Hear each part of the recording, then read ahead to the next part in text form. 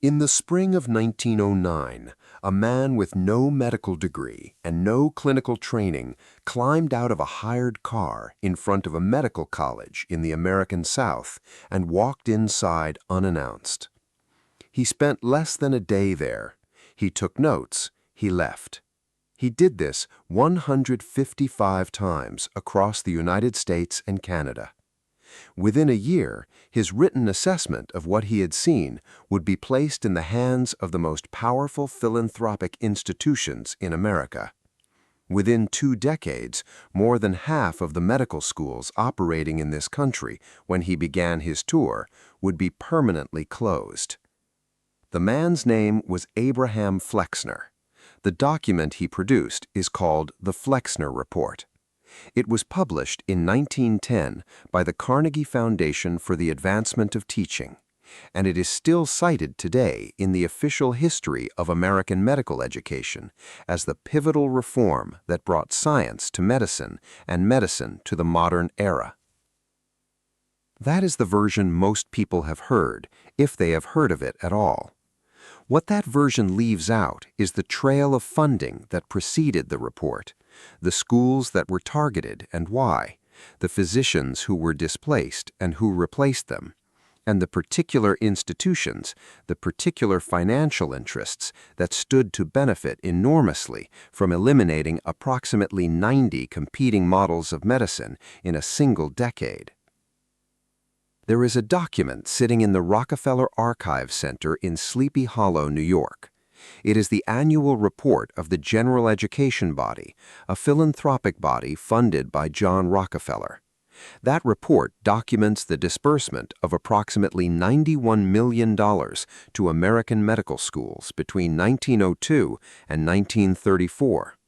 Every dollar went to schools that adopted one specific model of medicine.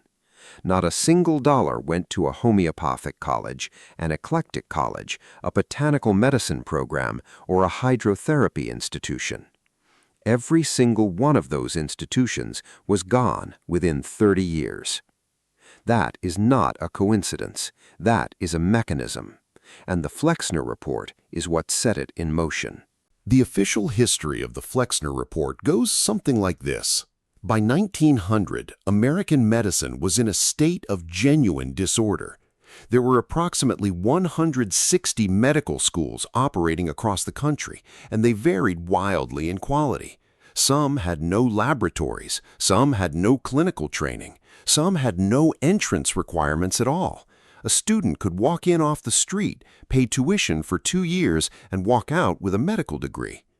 The patent medicine industry was largely unregulated, and Americans were dying from adulterated products sold freely in pharmacies and by mail. The Pure Food and Drug Act of 1906 was passed precisely because of that documented harm. Against this backdrop, the story goes, Abraham Flexner conducted a rigorous and necessary inspection of the American medical system, identified the schools that were failing to train competent physicians, and recommended reform. The result was a modernized, scientifically grounded system of medical education anchored in laboratory science, hospital affiliation, and clinical training. American medicine became the envy of the world. That is the official version, and historians like Kenneth Ludmerer at Washington University in St. Louis have made serious, credible arguments in its defense. I want to be honest about something before we go further. That version is not entirely wrong. Some of the schools Flexner evaluated were genuinely inadequate. Some had no cadavers, no microscopes, no clinical practice at all. The conditions he described in some institutions were documented by others as well, and photographs from the era support at least part of his account. If the Flexner Report had done nothing more than close diploma mills and establish minimum training standards, it would be an uncomplicated piece of reform history. But that is not all it did. I came to this story through a different door than most people who study it. I was not looking at the schools that closed. I was looking at what replaced them. I was looking at who decided what science meant in 1910 and whether the answer to that question was purely scientific or whether it was also financial. When I followed the money backward, the picture that assembled itself was one I could not explain away.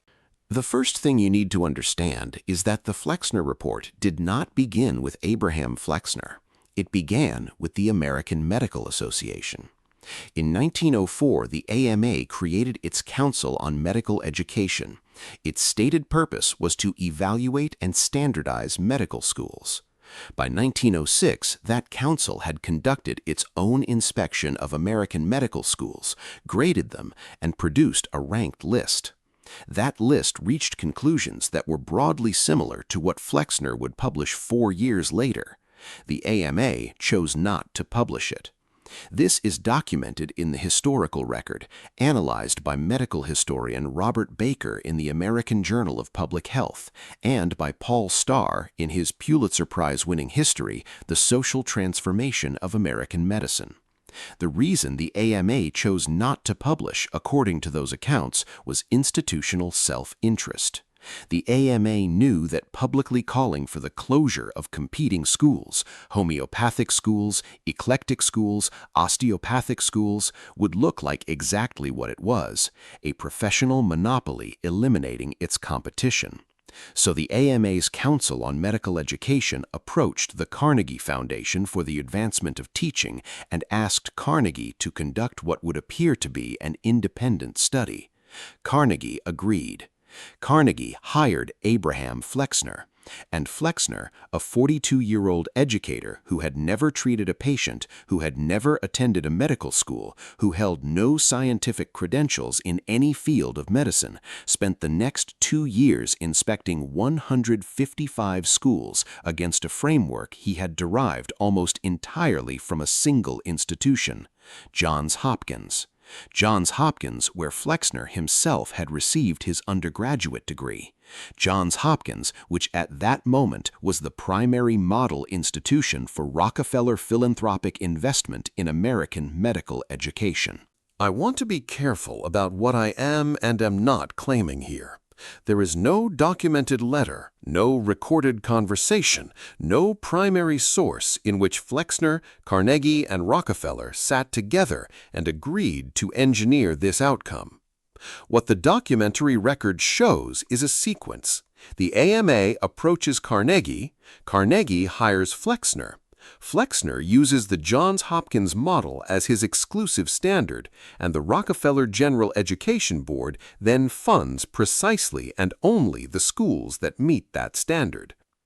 Whether that sequence represents coordinated strategy or convergent institutional interest is a question the evidence cannot fully resolve. What it cannot be described as is coincidence. The second layer of evidence is what the report actually recommended, and what it recommended for institutions that were not inadequate diploma mills. In 1900, the United States had 22 homeopathic medical colleges. These were not fringe operations. Homeopathy had been practiced in the United States since the 1820s. Several homeopathic colleges had admissions standards, laboratory facilities, and clinical training that met or exceeded some of the allopathic schools the Flexner Report praised. The American Institute of Homeopathy, founded in 1844, predated the AMA itself.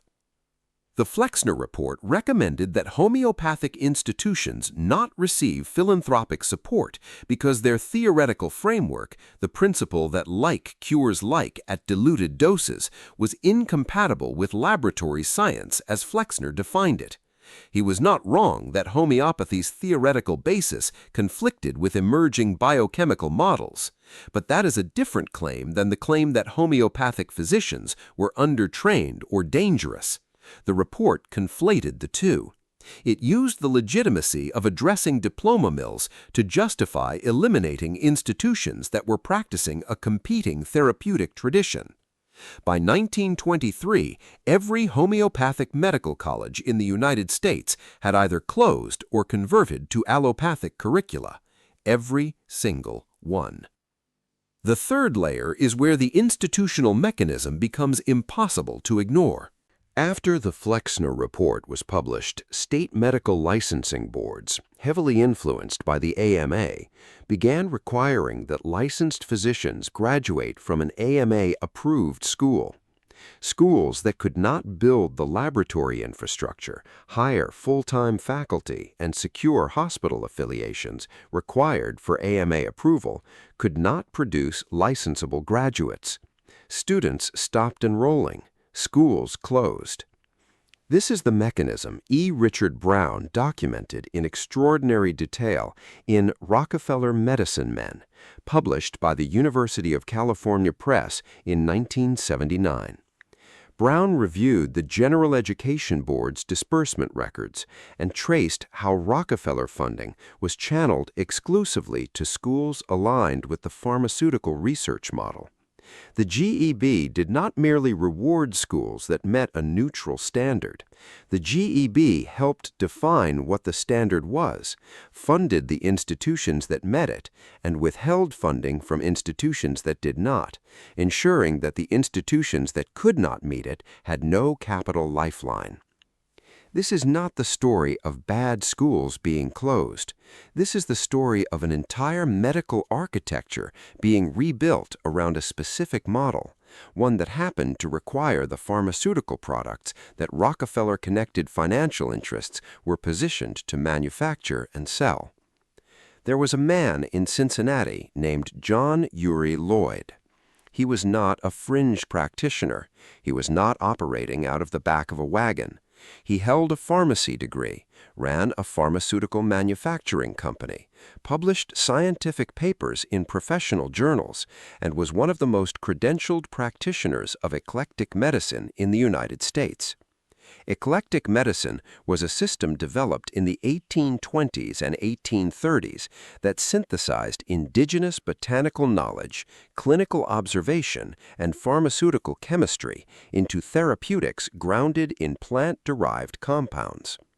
By 1900, eclectic physicians had documented clinical applications for dozens of botanical medicines: echinacea, gold seal, lobelia, black cohosh, that had been in continuous use for generations. Lloyd spent decades building the Lloyd Library in Cincinnati, an archive of botanical and pharmaceutical research that still exists today. He watched his field dismantled, not by scientific disproof, but by financial starvation and institutional exclusion. He wrote about it. His correspondence, held at the Lloyd Library and Museum, documents his understanding of what was happening, that the elimination of eclectic medicine was not a scientific verdict, but an economic one. The last eclectic medical college in the United States, the Eclectic Medical College of Cincinnati, which had been operating since 1845, closed in 1939. 65 years of documented clinical practice, gone. Lloyd died 3 years before that final closure, in 1936. He had spent the last years of his life watching the architecture of the medical tradition he had given his professional life to be systematically dismantled by forces he understood but could not stop. His library survived, his tradition did not. There is a dimension of this story that the mainstream history of the Flexner Report has only recently begun to address fully, and it is the one that carries the clearest evidence of targeted harm. In 1910, there were 7 black medical colleges operating in the United States. This was not an accident of history. Following the Civil War and Reconstruction, black Americans had been systematically excluded from white medical schools. Black medical colleges were founded precisely because there was no other path to medical training for black Americans. By 1900, those institutions were producing physicians who served black communities that had no other access to medical care. The Flexner Report evaluated all 7. It recommended that 5 of them close.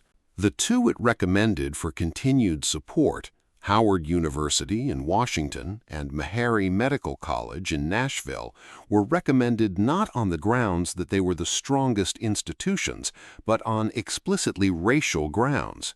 Flexner wrote that black physicians were needed primarily to serve black communities, that the practice of the Negro doctor will be limited to his own race, and that limited philanthropic resources should be concentrated in 2 institutions sufficient to produce physicians for that limited purpose. This is not interpretation. That language is in the published report. It is in the document you can read today at archive.org. Flint Medical College in Durham, Leonard Medical School at Shaw University in Raleigh, Knoxville Medical College, the University of West Tennessee's Medical Department, New Orleans University Medical Department, all closed within years of the report's publication. Harriet Washington documented the full scope of this in Medical Apartheid, published by Doubleday in 2006. She traced not only the closure of the black medical colleges, but the downstream consequences, the reduction in black physicians per capita, the geographic concentration of those who remained, and the communities left without medical care for generations. This is the part of the Flexner story that its defenders have the hardest time accounting for. You cannot argue that Flint Medical College was a diploma mill that needed to be closed and simultaneously argue that the report was a neutral scientific assessment. The documented racial logic in the report's recommendations cannot be separated from its broader institutional impact. The schools that were eliminated served populations least able to seek care elsewhere. The institutions that were funded served populations with the most alternatives. The same report, the same year, the same financial architecture. What happened to American medicine in the 2 decades after 1910 was not a series of isolated institutional decisions. It was a system operating as designed. Every homeopathic medical college, gone by 1923. Every eclectic medical college, gone by 1939. 5 of 7 black medical colleges, gone by 1923. Women's enrollment in medical schools effectively frozen near 5% from 1910 to 1950. The women's medical colleges that had been producing female physicians gradually consolidated or shuttered. The reduction in total medical schools from 155 in 1910 to 66 by 1935 did not happen because 90 schools suddenly became inadequate. It happened because 90 schools lost the funding, the licensure pathway, and the institutional support to continue. And at every point in that process, the Rockefeller General Education Board was directing $91 million toward the schools that survived. Paul Starr, whose work is about as mainstream as American medical history gets, wrote in The Social Transformation of American Medicine that the Flexner Report and the philanthropic infrastructure around it represented an extraordinary concentration of cultural authority in private hands. He did not frame it as a conspiracy. He framed it as the successful exercise of institutional power by actors who believed they were right and who had the money to make their belief the law of the land. That is perhaps the most unsettling framing of all. The people who built this system may not have thought of themselves as suppressors. They may have genuinely believed that laboratory science and pharmaceutical medicine were the future of human health, and that clearing the field of competing traditions was an act of progress. The question that framing leaves open is whose progress and at what cost? This pattern did not begin with the Flexner Report and did not end with it. In 1919, the same constellation of industrial and financial interests constructed the Radio Corporation of America through a patent pooling arrangement that foreclosed independent radio inventors from the market. In the 1920s, documented internal research within the Standard Oil and General Motors apparatus showed that ethanol could serve as an anti-knock fuel additive without toxicity, but tetraethyl lead, a compound that could be patented and controlled, was promoted instead. In the 1950s, a botanically trained practitioner named Harry Hoxsey was operating the largest privately owned cancer clinic network in the United States across 17 states, and the FDA pursued him through the courts until every clinic was closed in 1960. using regulatory tools built from the same licensure architecture the Flexner era constructed. The mechanism was the same every time. Not a dramatic suppression, not a public confrontation, a funding decision here, a licensing standard there, a philanthropic grant that went to one institution and not another, repeated consistently across decades until the alternatives simply ceased to exist. You may be wondering at this point why any of this matters to your life today in a country where most people have never heard of the Flexner Report and have no particular reason to think about what medicine looked like in 1908. Here is why it matters.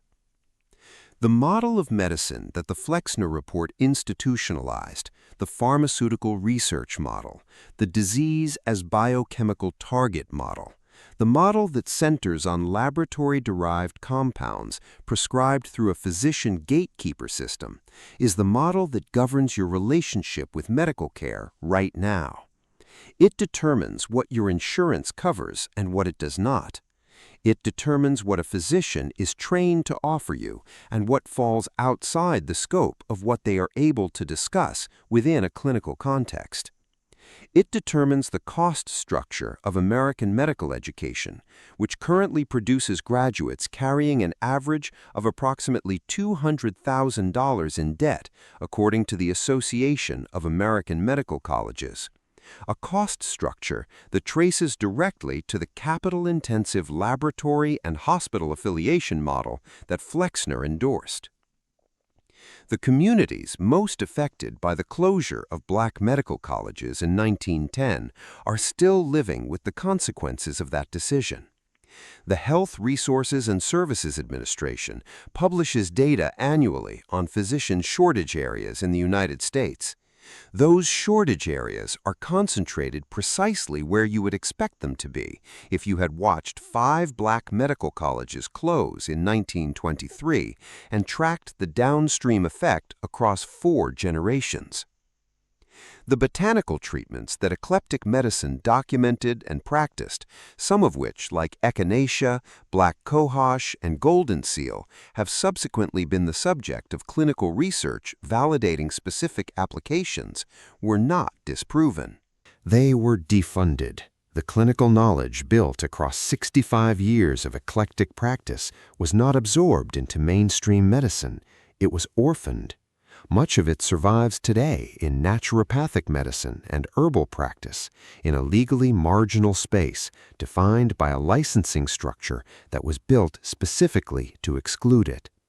The medicine you have access to today, the medicine you do not have access to, the cost of the access you do have, all of it was shaped in a 20-year window between 1910 and 1930. By decisions made by institutions whose names most Americans have never heard, using money that flowed from a single industrial fortune into the foundation of the American medical system. You did not consent to that architecture. You inherited it. There is one question this history does not answer, and I have spent a long time sitting with it. Abraham Flexner published his report in 1910. He lived until 1959. He saw the full consequences of what he had set in motion, the closure of the black medical colleges, the elimination of homeopathy and eclectic medicine, the consolidation of medical education into a pharmaceutical research framework, the physician shortages in communities left behind. In his 1940 autobiography, he expressed no regret. He described the Johns Hopkins model as correct and the reform as necessary.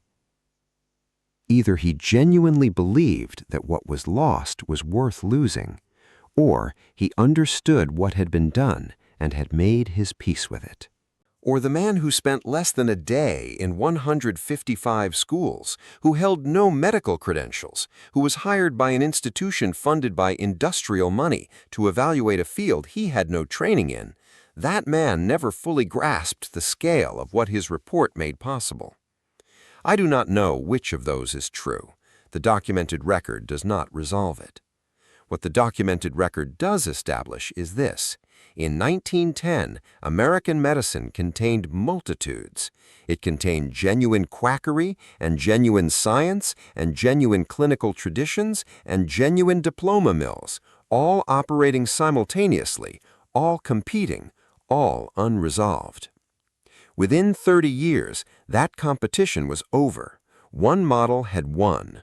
One model had the money, the licensing authority, the philanthropic architecture, and the institutional power to determine that it had won. The traditions that lost did not lose a scientific argument, they lost a financial one. And somewhere in an archive in Cincinnati, in a library that a man named John Uri Lloyd built with his own hands and filled with 60 years of documented botanical knowledge, that loss is still sitting on the shelves, waiting for someone to ask why it was necessary.